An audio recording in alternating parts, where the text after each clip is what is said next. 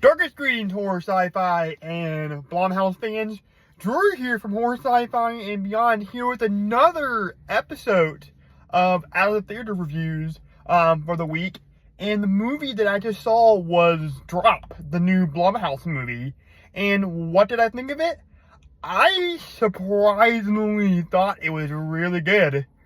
Given Jason Blum's recent run of movies. I thought it was really suspenseful, almost the entire time. If you don't know what this movie's about, it's basically about this woman who's, on this date, and she's instructed by somebody that keeps, airdropping, these messages to her to kill her date, or her son will die. And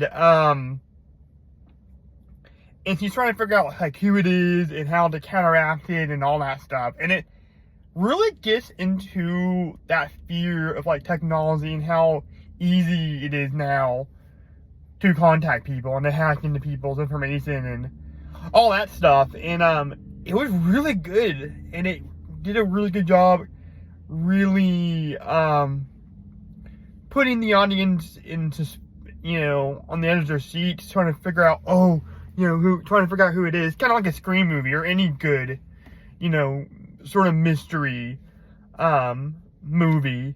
The one thing, and it's not a bad thing, obviously, but when the movie first started, I'm like, it showed the character's past a little bit, and I'm like, oh my god, are they seriously gonna make it this obvious who it is?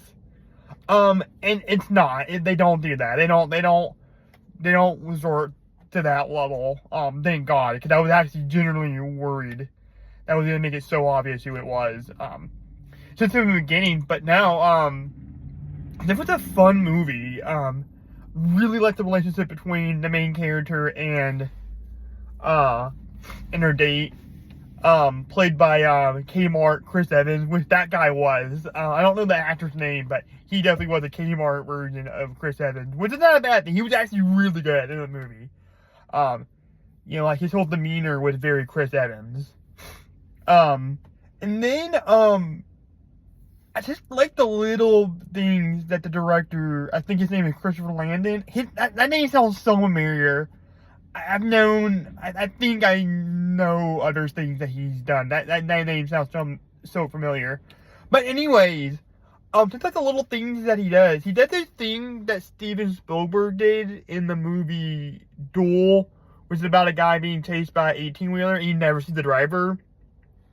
And, in the movie, the guy goes into a a restaurant / bar, and, he sees the line of truck drivers at the bar, and he has these fantasies in his head where, he's going up to, each guy, and, you're kind of getting to, his head of, what he's gonna say to these people. And it's really cool how they did that.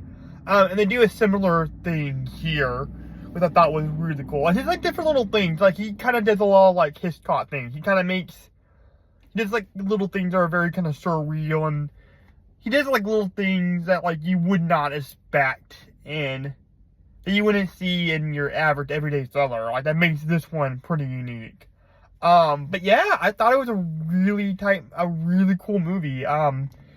Definitely go check it out. And honestly, it left me on the edge of my seat to the point where, man, I'm really looking forward to filming my, Scream movie, my Scream fan film, because that's why I love horror movies, and I love movies in general. I love when a director and a filmmaker can take me on a ride like this,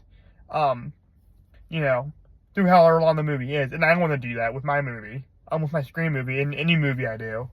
But anyways, guys, as always, if you like this episode, give it a King Kong size thumbs up. Make sure you share this video, and also make sure you check us out over at Horror, Sci-Fi, and Beyond on Facebook. And as always, guys, stay weird.